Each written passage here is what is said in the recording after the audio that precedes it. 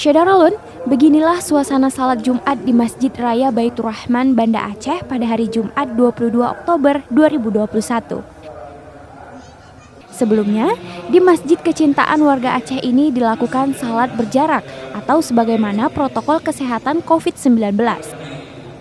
Aturan salat berjarak tersebut resmi dicabut oleh BKM Masjid Raya Baitur Rahman Banda Aceh yang diumumkan langsung oleh Imam Masjid Raya Baitur Rahman, Profesor Dr. Tengku Haji Azman Ismail MA pada hari Minggu 3 Oktober 2021.